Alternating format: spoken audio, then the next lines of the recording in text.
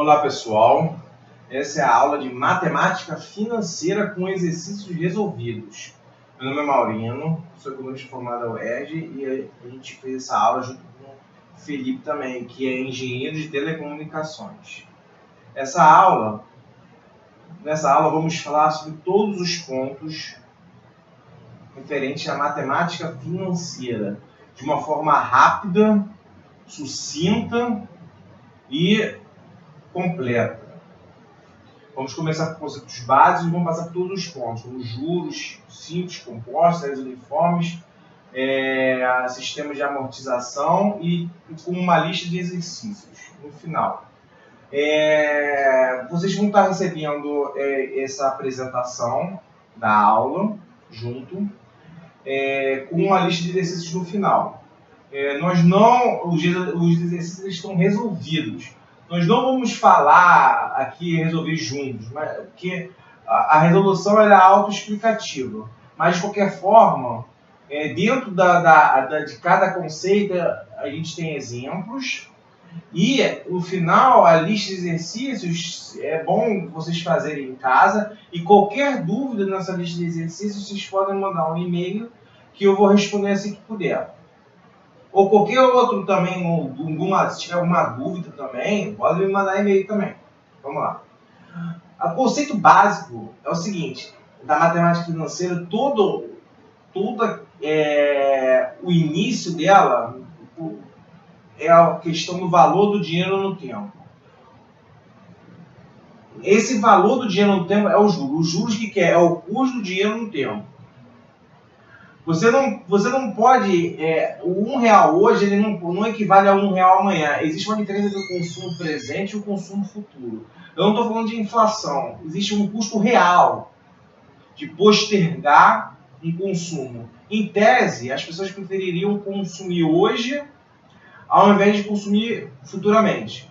Se a pessoa abstém de consumir hoje para poder aplicar, investir, para pegar esse dinheiro no futuro, ela exige um valor em troca dessa postergação, desse tempo que ela deixou de consumir, que é os juros ganhos. Ou o contrário, se a pessoa prefere, não tem um dinheiro hoje, mas ela quer consumir hoje, ao invés de poupar e consumir no futuro, ela tem que pagar por essa antecipação de consumo. Essa antecipação de consumo é os juros. Então vamos lá, um exemplo. Se o João te pedisse hoje R$150 emprestado hoje, para te devolver os R$150 2 meses depois, você toparia essa proposta? Sem levar em consideração questão ética, religiosa, é só uma questão racional mesmo. A resposta seria não. Claro que não. Porque você está deixando de consumir hoje para consumir depois. Eu poderia pegar esse 150 e consumir hoje. Mas se eu estou emprestando esse dinheiro, eu estou deixando de consumir. Então, é justo você pedir algo em troca. Se você empresta esses 150, você vai querer esses 150 mais alguma coisa no futuro. Essa mais alguma coisa é o próprio juros. Ou seja, o valor do dinheiro no tempo é uma coisa real. Existe um valor do dinheiro no tempo. Aqui eu estou botando umas definições, as nomenclaturas que vamos usar durante toda essa aula. O I a gente chama taxa de juros, o N é o prazo, o valor presente PV, o valor futuro FV e o valor das prestações de PMT. Eu usei a mesma nomenclatura da calculadora HP12C, que ela usa assim. Essa calculadora é uma das mais famosas com cálculos. Tem outros tipos de cálculo, mas também tem cálculos de matemática financeira. É interessante sempre quando a pessoa quer resolver algum tipo de problema, ou na vida real, ou em prova, tal, a pessoa ou ela grava as fórmulas, ou ela usa a calculadora. Ou os dois, o ideal seria os dois mesmo. Então a calculadora ela é um instrumento muito importante para se fazer os cálculos referente a juros, amortização, etc. Vamos lá, vamos dando um passo a passo. Primeiro, vamos começar juros simples.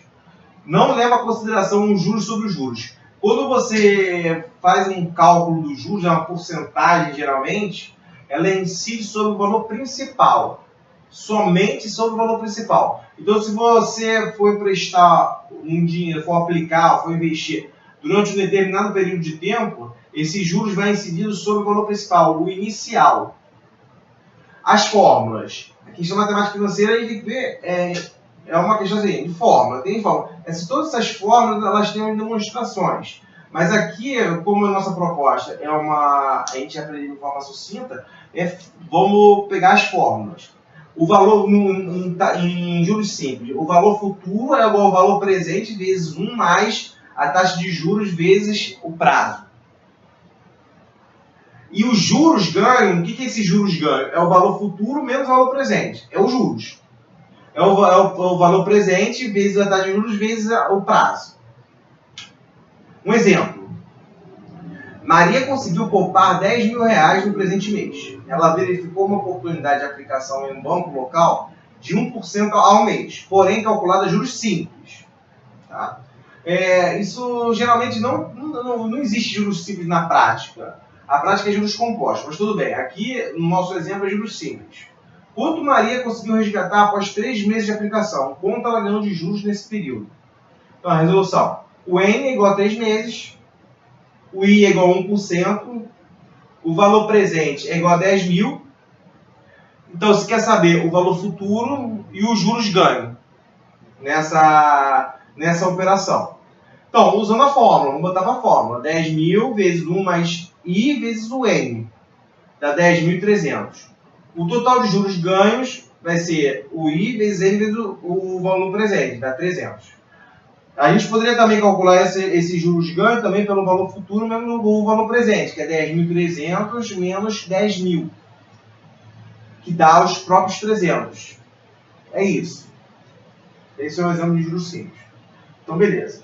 Vamos dar um passo à frente. Vamos para juros compostos. A diferença de juros compostos para juros simples é simplesmente o fato que existe uma capitalização dos juros, ou seja, juros sobre juros. Então, quando tem um determinado período de tempo, no primeiro tempo existe